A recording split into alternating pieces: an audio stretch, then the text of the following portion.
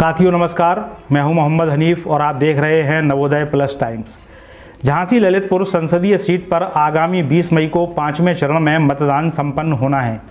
इसके लिए इंडिया गठबंधन तथा सत्ताधारी पार्टी बीजेपी एवं बहुजन समाज पार्टी ने अपने अपने प्रत्याशियों को चुनावी समर में उतार दिया है। सभी प्रत्याशी अपनी जीत के लिए जी तोड़ मेहनत कर रहे हैं, लेकिन जीतना केवल एक ही प्रत्याशी को है। मतदाता ही प्रत्याशियों के भाग्य का फैसला करेंगे। प्रत्याशियों ने अपनी अपनी चुनावी रणनीतियां तय करने के लिए तथा क्षेत्र में जनसंपर्क अभियान चलाकर मतदाताओं को रिझाने के लिए अपने अपने कार्यालय भी खोल दिए हैं। इसी क्रम में आज सोमवार को बबीना कस्बे में इंडिया गठबंधन के कांग्रेस प्रत्याशी पूर्व केंद्रीय ग्रामीण विकास राज्य मंत्री प्रदीप जैन आदित्य के चुनाव कार्यालय का उद्घाटन समाजवादी पार्टी के नेता पूर्व सांसद डॉक्टर चंद्रपाल सिंह यादव ने फीता काटकर विधिवत मंत्रोच्चार के साथ किया। इस दौरान कार्यालय पर उनके साथ समाजवादी पार्टी बबीना के कई वरिष्ठ कार्यकर्ता मौजूद रहे। इंडिया गठबंधन के सभी घटक दलों के कार्यकर्ताओं को संबोधित करते हुए उन्होंने कांग्रेस प्रत्याशी प्रदीप जैन आदित्य को भारी मतों से जिताने की अपील की। उन्होंने पत्रकारों को संबोधित करते हुए कहा कि 2024 का लोकसभा चुनाव इंडिया गठबंधन देश और संविधान को बचाने के लिए लड़ रहा है।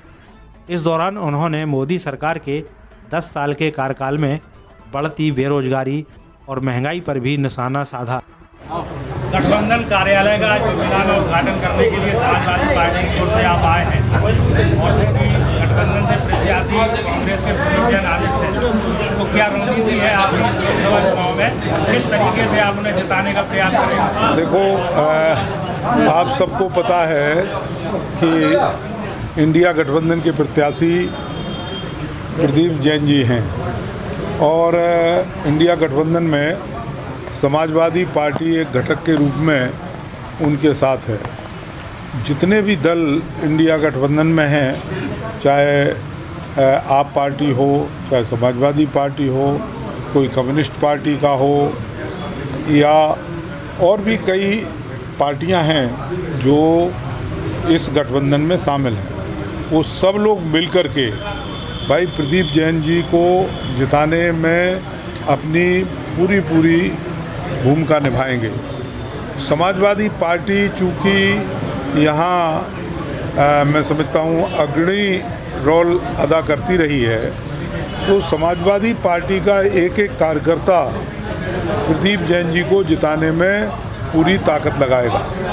आज हमने बबीना में इस कार्यालय का उद्घाटन किया है और इस उद्घाटन के बाद हम लोग पूरी रूपरेखा बनाएंगे और प्रयास करेंगे कि हर मतदाता तक हम लोग या समाजवादी पार्टी के जिम्मेदार लोग, कांग्रेस पार्टी के जिम्मेदार लोग प्रत्येक मतदाता तक पहुँचें और उन्हें इंडिया गठबंधन के पक्ष में मतदान करने के लिए प्रेरित करें।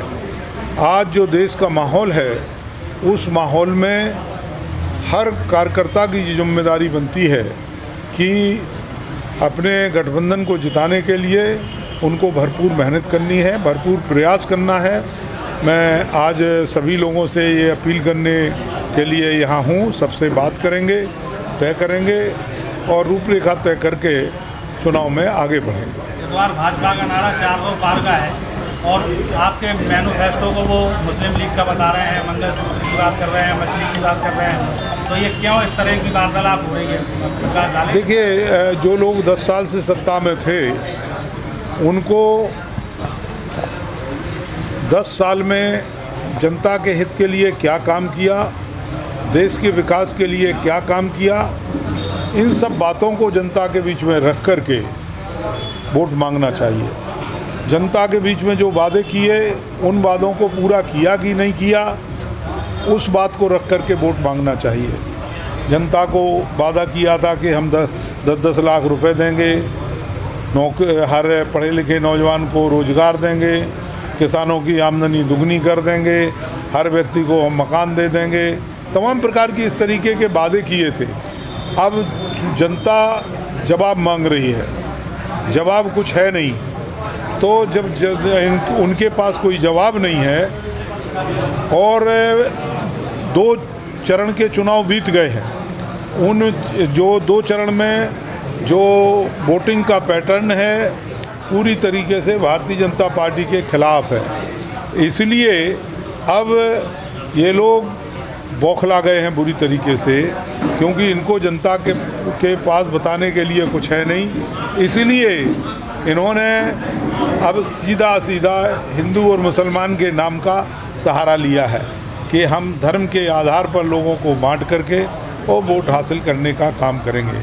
लेकिन जनता बहुत समझदार है। जनता जो आपने वादे किए थे पहले उनका जवाब मांग रही है कि आप जवाब दीजिए, और मैं समझता हूँ जवाब इनके पास है नहीं, तो आने वाले समय में जो है यहाँ की जनता इंडिया गठबंधन के प्रत्याशी के पक्ष में मतदान करेगी, भारी बहुमत से जिताने का काम करेगी।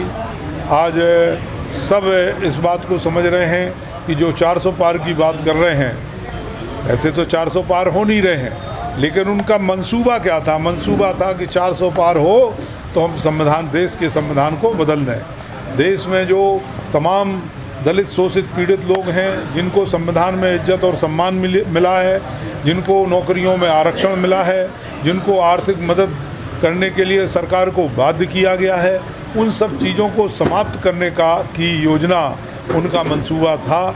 लेकिन हमें लगता नहीं है कि जनता उनके मंसूबे पर निश्चित रूप से पानी फेरेगी और उनका मंसूबा कभी पूरा नहीं होने देगी। इस साल 2024 के चुनाव में इंडिया गठबंधन को जिता करके भारतीय जनता पार्टी को मुंहतोड़ जवाब देने का काम करेगी।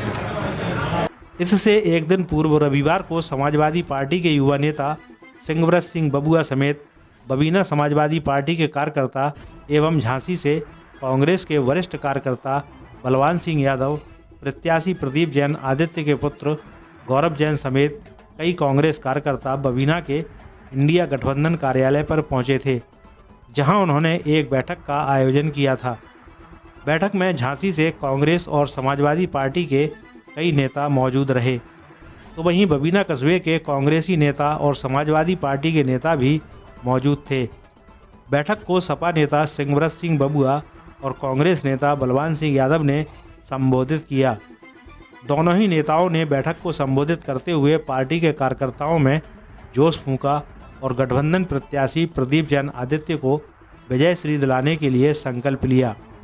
इस अवसर पर स्थानीय नेताओं ने आगंतुक नेताओं को फूलमालाएं पहनाकर स्वागत सम्मान किया।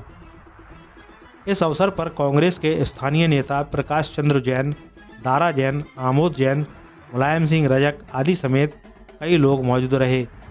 तो वहीं समाजवादी पार्टी की ओर से स्वामी शरण यादव, एडवोकेट रामसेवक रजक, हृदय यादव, भोलू कुरैशी, लाल महाराज, आसिर खान समेत कई लोग मौजूद रहे। नवोदय प्लस टाइम्स के लिए बबीना से मोहम्मद हनीफ के साथ गौरव कुमार की रिपोर्ट। लोकसभा चुनाव 2024 शुरू हो चुका है और इंडिया गठबंधन से यहाँ झांसी ललितपुर संसदीय क्षेत्र से प्रदीप जैन आदित्य प्रत्याशी हैं। चूँकि आप समाजवादी पार्टी से हैं और लगातार समाजवादी पार्टी उत्तर प्रदेश और जहाँ जहाँ गठबंधन है वहाँ कांग्रेस का सपोर्ट कर रही है और कांग्रेस समाजवादी पार्टी का सपोर्ट कर रही है। तो किस तरीके से मतलब क्या रणनीति है आपकी इस लोकसभा चुनाव में कि प्रदीप जैन आदित्य बहुमतों से जीतें? ये जो चुनाव है 2024 लोकसभा का, ये चुनाव नौजवान, गरीब, बेरोज़गार, ज़रूरतमंद लोगों के लिए चुनाव लड़ा जा रहा है। झांसी में लोकसभा क्षेत्र में जो चुनाव हो रहा है वो चुनाव एक बंगले और एक झोपड़ी के बीच में चुनाव है। आदरणीय प्रदीप जी निरंतर लोगों के बीच में रहने वाले व्यक्ति एवं हर वक्त लोगों के लिए उपलब्ध रहने वाले व्यक्ति हैं। और जो विपक्ष में हैं वो उनके बारे में तो आप जानते हैं कि आलीशान बंगलों में और बड़ी बड़ी गाड़ियों में चलने वाले लोग हैं। तो ये चुनाव जो है ये गरीब व मजदूर के लिए संघर्ष के लिए चुनाव लड़ा जा रहा है और दोनों पार्टियों में आपस में ज़बरदस्त सामंजस्य है जो नामांकन में दिखा। अपार भीड़ के साथ हमारे साथ समर्थन है। गाँव में, देहात में नौजवान, किसान सब हमारे साथ हम लोगों का सहयोग कर रहे हैं और निश्चित तौर पे ये चुनाव हम लोग जीतने वाले हैं। नामांकन में एक चीज़ और देखी गई, प्रदीप जैन आदित्य जो प्रत्याशी हैं वो अपने सर पर संविधान को रखकर चल रहे थे, तो इसकी ज़रूरत क्यों पड़ी आगे? संविधान जिस तरह से विपक्षी पार्टी के नेता जो भाषण दे रहे हैं, जो संविधान को ख़त्म करने के लिए कई उनके नेताओं की बाइट वायरल हुई है, उसको देखते हुए लगता है कि आज हमें संविधान बचाने के लिए हम सभी को संघर्ष करना पड़ेगा, जो धर्मनिरपेक्ष ताकतें हैं। इसलिए उन्होंने प्रतीकात्मक तौर पे उस संविधान को अपने सिर पर रखकर नामांकन करने का कहा कि हम प्रतिनिधित्व करते हैं कि हम आपके संविधान की रक्षा करने के लिए आगे बढ़ेंगे। जिस तरीके से लोकसभा चुनाव 2024 भारतीय जनता पार्टी के लिए जरूरी है निकालना, उसी प्रकार गठबंधन के लिए भी ज़रूरी है, और गठबंधन का जो है मीडिया बिल्कुल भी सपोर्ट नहीं कर रहा है, गोदी मीडिया, तो किस तरीके से आप अपने मुद्दे जनता तक पहुंचाएंगे? देखिए, ऐसा कोई आरोप नहीं है हमारी तरफ से कि मीडिया सपोर्ट नहीं कर रहा है। आप लोग हमारे साथ खड़े हुए हैं, ये हमारे लिए बहुत बड़ी उपलब्धि है, और हमारे पास कई संसाधन हैं। समाजवादी पार्टी और कांग्रेस पार्टी ये कैडर बेस पार्टी है। हमारे पास में अंतिम व्यक्ति, गरीब मजदूर किसान तक हमारा कार्यकर्ता पहुंचने का काम करेगा, एवं हमारा कार्यकर्ता हर लोकसभा क्षेत्र के कोने कोने में मौजूद है, जो हमारे पास लगातार संपर्क में हैं। हम अपनी बात उन कार्यकर्ताओं के द्वारा जनता के बीच में पहुँचाने का काम करेंगे। कांग्रेस बड़ी विषम परिस्थितियों में चुनाव यहाँ पर लड़ रही है, तो किस तरीके से जो है वर्तमान जो सांसद हैं उनको कैसे फाइट देगी और क्या रणनीति है आपकी? बिल्कुल सही कहा आपने, परिस्थिति पूरे देश की खराब है। इस जो आपने कहा है कि संविधान को बचाने की ये चुनाव है, गरीब जनता का चुनाव है, बेरोजगारी पे चुनाव है, विकास पे चुनाव है। जो बंगले वाले प्रत्याशी हैं उनके सामने जो झोपड़ी वाले प्रत्याशी, जो एक ड्राइवर का बेटा इससे पहले इसी लोकसभा से जीतकर वो जब पार्लियामेंट में गए, वो मंत्री बने, तो चाहे वो बमीना के नगर में ट्रेन रुकवाने की बात हो, चाहे केंद्रीय कृषि विद्यालय जैसी सौगात, तमाम चीज़ें जैसे रेल फैक्ट्री, तमाम विकास के कार्य किए। मैं तो ये आप लोगों के माध्यम से पूछना चाहता हूँ, वर्तमान जो इस समय सांसद है, कोई भी एक भी निर्माण उन्होंने किया हो? समाजवादी पार्टी ने पुल बनवाया, उनने अपने पिताजी के नाम करवा दिया। कोई भी ऐसी एक भी इमारत बनवाई हो पूरे लोकसभा में या किसी गांव में? बगल का ही एक सरवा गांव है, उनने गोद लिया था, गोद लेने के बाद भूल गए, उस गांव में नहीं गए। रास्ता पानी आपको संज्ञान में भी आप पत्रकार बंधुओं ने बताया था, उस गाँव में आज जाने के लिए रास्ता भी नहीं है। कांग्रेस पार्टी विकास के मुद्दे पर चुनाव लड़ रही है, चाहे वो BHEL का निर्माण कराया हो, चाहे मेडिकल कॉलेज का, चाहे थर्मल पावर का, तमाम इतनी इमारतें कांग्रेस पार्टी ने बनाई हैं, उसको लेकर हम मैदान में हैं। प्रदीप जैन सरल स्वभावी आदमी है, क्रांतिकारी है, हर वर्ग के लिए लड़ाई लड़ रहे हैं। बीड़ा यहाँ आज हमारी बमीना विधानसभा में बीड़ा के नाम पर लूटा जा रहा है किसानों को, उसकी लड़ाई प्रदीप जैन लड़ रहे हैं। तमाम चाहे महाराष्ट्र में हमारे मजदूर साथी फंसे रहे, उनको ले आने का काम प्रदीप जैन ने, हर इलाइट पर अभी चाहे जो तमाम मजदूरों का वेतन नहीं मिला, चाहे वो ग्रामीण के हों चाहे नगर निगम के हों, उन लोगों के लिए लड़ाई लड़ने का काम प्रदीप जैन करते। प्रदीप जैन सड़क के नेता हैं, और इसीलिए जो आज हमें जनमानस का जो समर्थन एक एक गांव में मिल रहा है, जो आज ऐतिहासिक झांसी में जो पूरा इतिहास रच दिया है, जितना पूरी झांसी उस दिन जो है नामांकन के दिन पहुंची है, वो किसी किराए की लाई हुई भीड़ नहीं थी। हर आदमी चाहता है कि इस देश में बदलाव हो। बमीना विधानसभा में आपकी कांग्रेस पार्टी का जो जनाधार है वो कम है और कार्यकर्ताओं की भी कमी है, तो किस तरीके से आप अपने बूथ स्तर पे इसकी मतलब रणनीति बनाएंगे कि मतदाता घर से निकले और आपके फेवर में वोट करें?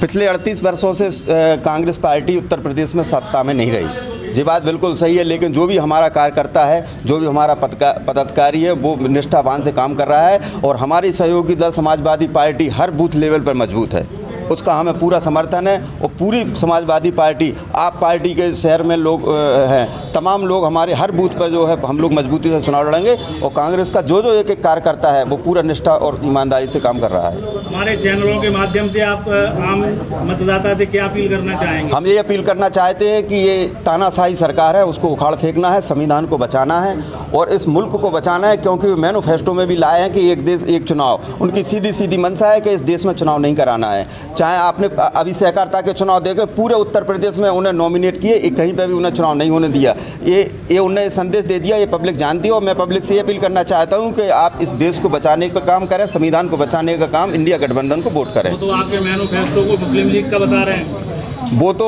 तमाम चीज़ें जो है कहते हैं, मंगलसूत्र की भी बात कर रहे हैं। जिस दिन कांग्रेस ने इस देश को छोड़ा था 2024 में, आज से 10 साल पहले 24,000 रुपये का सोना था, आज 74,000 रुपये का सोना है। मंगलसूत्र की तमाम चीज़ें, हिंदू मुसलमान की बात करते, जो भाईचारा हिंदुस्तान में 70 साल कांग्रेस ने राज किया, कब हिंदू खतरे में पड़ा, कब इस देश में जो है दिक्कत आई। ये केवल धर्म के नाम पे और मजहब के नाम पे लड़वाना चाहते हैं और कुछ नहीं है।